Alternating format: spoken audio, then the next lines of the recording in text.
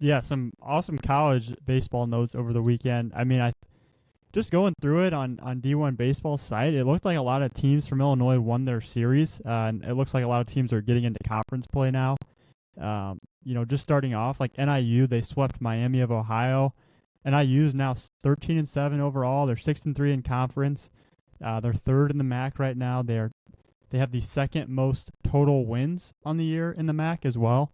ISU, they swept Belmont. They're 17-7, 3-0 in conference.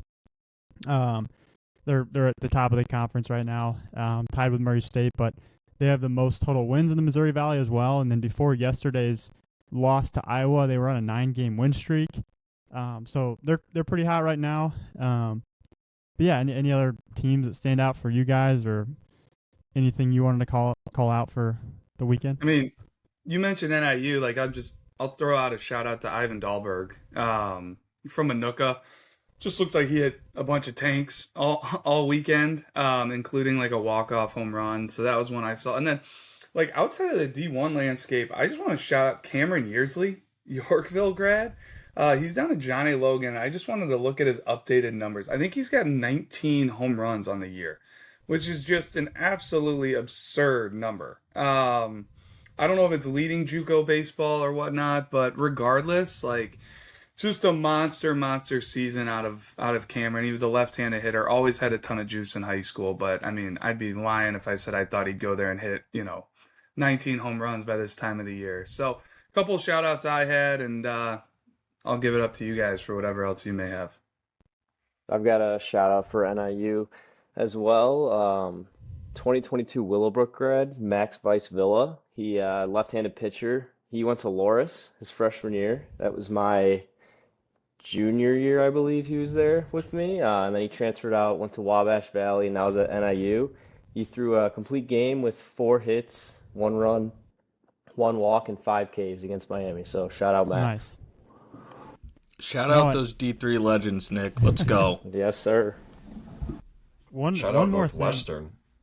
Yeah, go for it. I'll go really quick here, Gav. They beat number 21 Oregon, 11-10. Jack Lausch hitting 263 on the year, and he's leading the team with 5 home runs. So he's kind of getting back into the swing of things. No pun intended, but yeah, I mean, unbelievable story there with him going there to play football, and like us kind of joking on the side that like the best baseball player in the school doesn't even play baseball at Northwestern.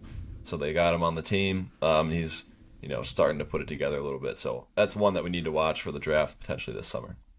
Hey, Well, and speaking that's of, 2 weeks. Sorry, Gav. Sorry. it's all That's good. 2 weekends in a row that they've knocked off not a power 25, a top 25 team. Good shout out for the Power 25. Let's go. Because they took a game from USC last weekend, and then they're taking a game from Oregon this past weekend. So, shout out to the Wildcats. I know they'd obviously love to win the series and whatnot, but I think it's a big deal that they're even taking a game from those top 25 teams. I was going to say a shot. Like, I think I saw a tweet about Jack that he is the only person to play football at Wrigley Field and baseball at Wrigley Field, which is pretty cool. That's an interesting. How do you cross check that? He's the only guy who has played a baseball game in a football stadium, in a football game in a baseball stadium. But it was Wrigley Field, right? Well, he played baseball. No, the baseball was in the Vikings Stadium at that tournament they host every year. Got it. And then the football's at Wrigley. Yeah. Got it. Interesting. I like that nugget. Sticking on Northwestern, I saw Jake Reifenberg. He's been throwing a lot for him, but he had a good outing over the weekend, and that's a guy that was like a pro case guy for us in the winter. Was huge for Bennett last year, making their state run.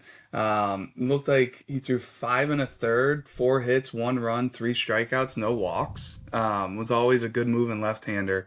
So just shout out there, Jake Reifenberg, getting on the field early.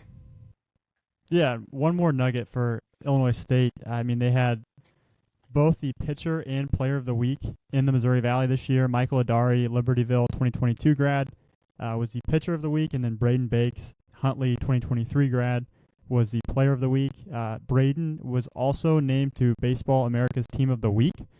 He went 12 for 18, with 5 homers, 8 runs scored, 13 RBIs, and that was all in 4 games. And then as of March 24th, Braden leads the Missouri Valley in batting average with a .417 batting average, home runs 10, and then RBIs at 29. And then Michael Adari threw 5 innings last week and struck out 7 in their win over Belmont, and he leads the Missouri Valley in ERA with a 1.04. I had a little nugget just scrolling through Twitter. I saw Brady Green got the start for Bucknell yesterday. So first collegiate start. Looked like he was playing second base and hitting 7-hole. I didn't look at the stats, but I just thought that was cool, starting as a freshman. Well, I don't have it written down in this sheet, but I know last week when we were down at Kickoff Classic, we saw Gavin Triesenberg was starting to get some starts for Arizona out there as a true freshman out of Brother Rice. And from what I saw, like I don't have any hard numbers on me, but I saw they tweeted out a couple, swings from him, getting hits, and then also saw he made a great play defensively at shortstop for Arizona to cut a runner down trying to take home. So shout out to Gavin. I feel like that's a guy we all really liked seeing last year. Was like a huge winner for us all spring. So happy to see him getting some play time.